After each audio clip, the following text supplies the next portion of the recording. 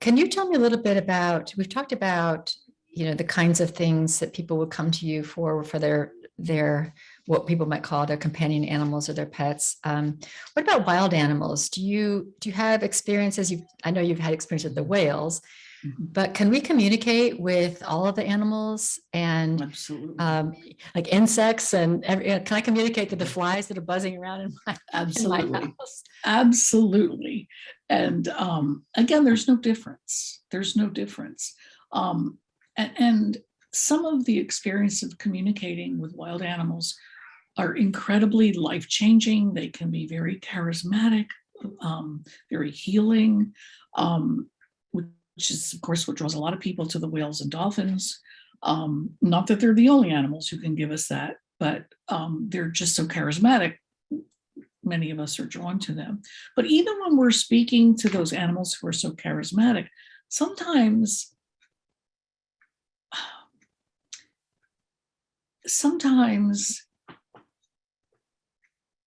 they just want to chat, or sometimes they'll talk about silly things or funny things. So it's really important that we remember, whether it's a charismatic wild animal or our own animal, every conversation with an animal is not a peak experience. And we have to remember that. Because sometimes, and I understand, I mean, to me, after all these years still, it's still holy to me. It's still sacred to me every time I talk with an animal, whether it's one of my own cats or somebody else's cat or dog or horse or rabbit or whatever, or a whale in the ocean.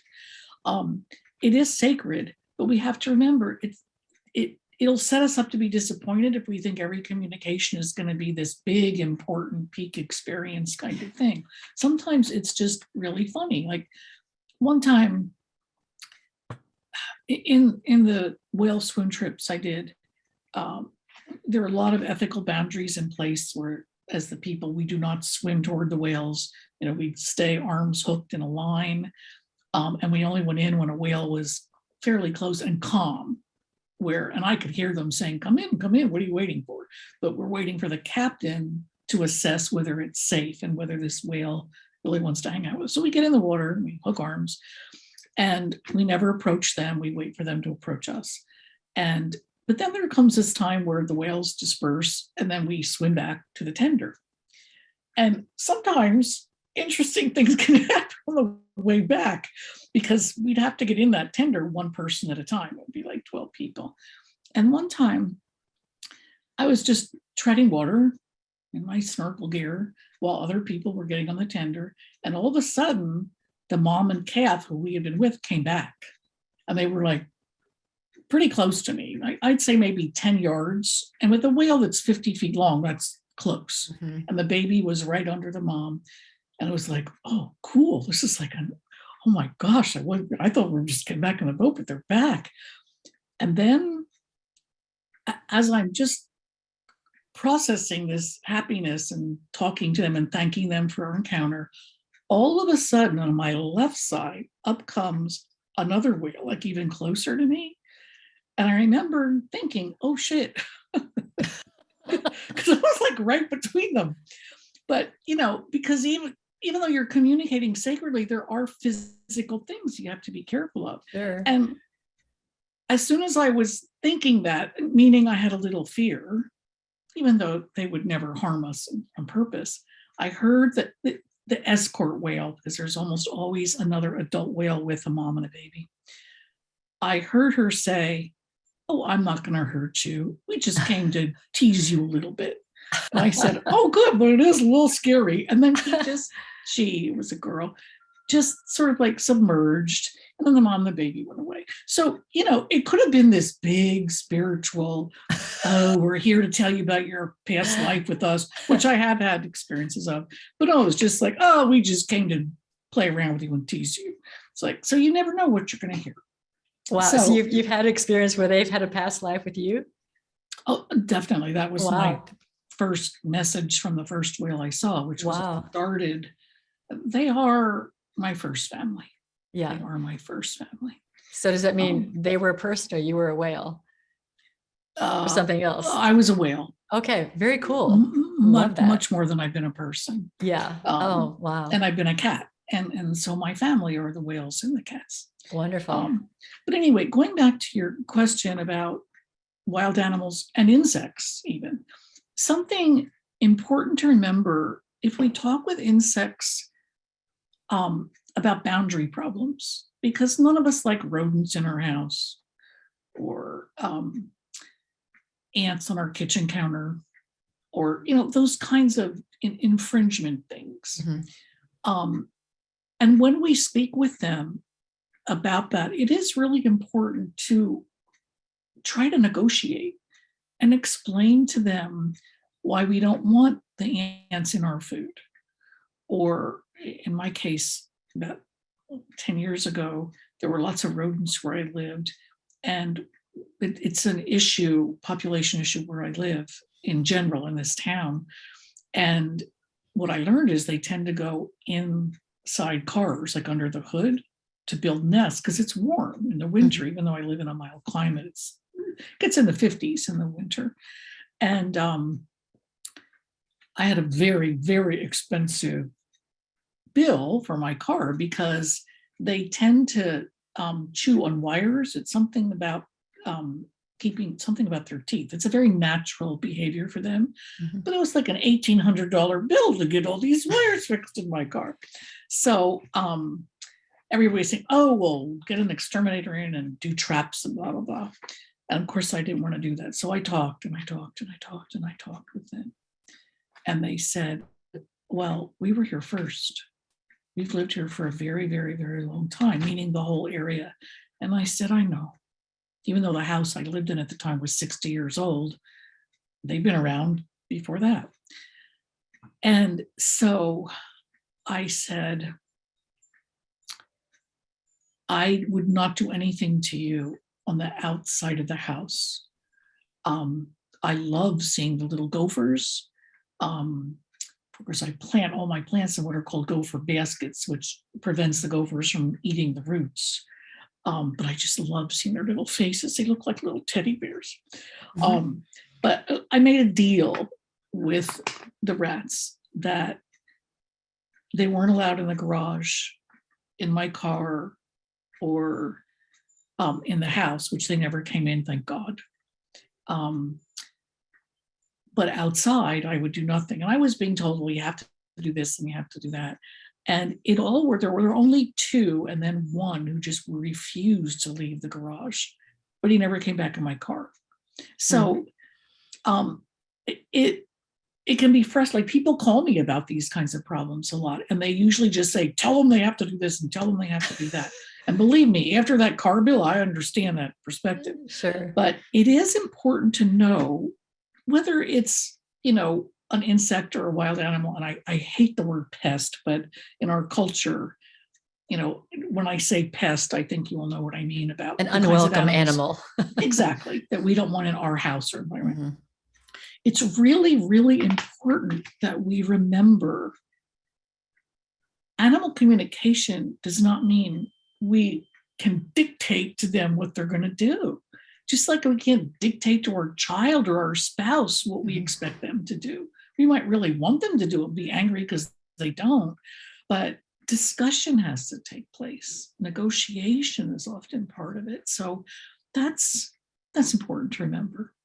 And I really encourage people too, when they're out and about in their backyards or in the forest, to, when they see an insect or a small animal, to communicate with it and tell them how beautiful they are, tell them how lovely they are. Because you never know what. I remember I had a lot of banana slugs where I lived. I lived in Big Sur for a while. There were banana slugs everywhere. And the first week I was there, I was walking on the deck, and I knew I stepped on something. And I picked up my foot, and there was a banana slug, like pretty squished. I was devastated. And I immediately said I was sorry. I started offering his body Reiki. I got some rescue remedy, put it on his back. And all of a sudden I heard, I'm already dead. And you really need to watch where you're going.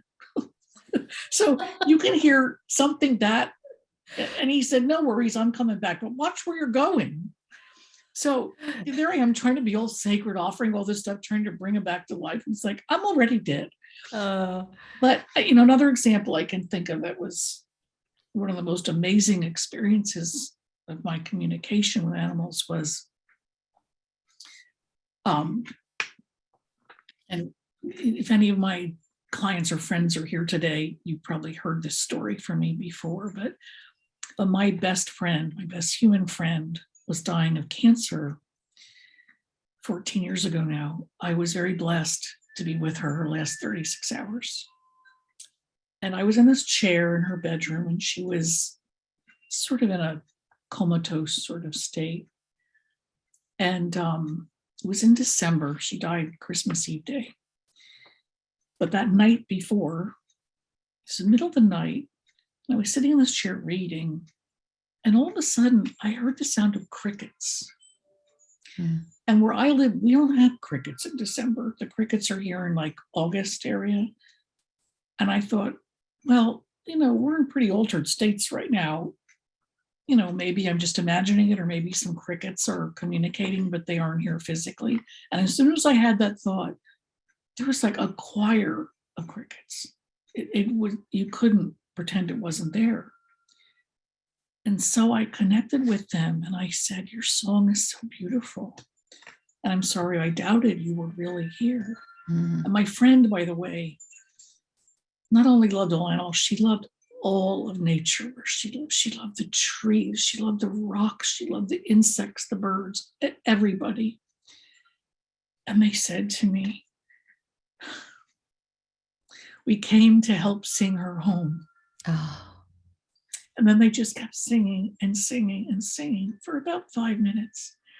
And I mean, I knew she loved all the animals, but it never occurred to me to call out to the crickets. Wow. And they said all the animals are here. So you just never know. You never know what sacred encounters are going to happen. And I was just blessed that, and I'm sure my friend heard them and felt them on a different level than I did.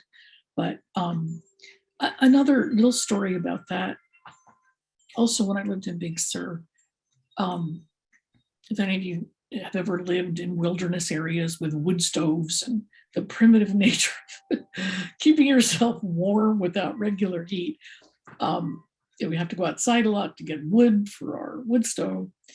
And this was a time when one of the closest cats I've ever had in my life had just died, like a few days before that. And my other cat and I were in overwhelming grief. And I went outside to get some wood. And all of a sudden, these two little heads popped up.